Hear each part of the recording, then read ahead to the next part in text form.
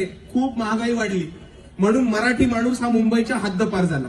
मीरा भाईंदर झालं, नालासोपारा, वसई विरार झालं, ठाणे झालं, उल्हासनगर झालं, कल्याण डोंबिवली झालं, नवी मुंबई पनवेल झालं. मराठी माणूस मुंबईच्या बाहेर शिफ्ट होऊन या ठिकाणी गेला, कारण मराठी माणसासाठी इकडे राहण्यासाठी सोय नव्हती आणि मुंबई मराठी माणसासाठी खूप महागडी केली होती आणि म्हणून मराठी माणूस हा मुंबईच्या हद्दपार झाला होता. बरोबर. आता मला सांगा, गेले 25 वर्ष बीएमसी मध्ये सत्ता कोणाची होती? शिवसेनेची.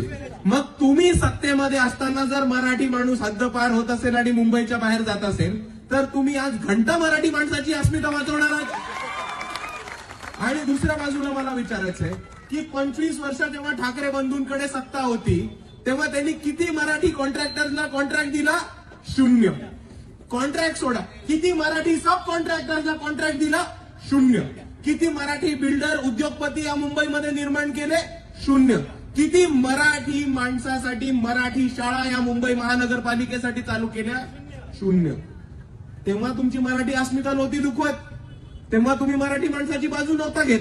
आज तुमचा पक्ष संपत आलाय म्हणून मराठी माणसाची अस्मिता जागृत केली आहे आणि हाच मराठी माणूस तुम्हाला जुमला ओळखून मुंबईच्या बाहेर हद्दपार केल्याशिवाय राहणार नाही, हे आपण सर्वांनी समजून घेतलं पाहिजे.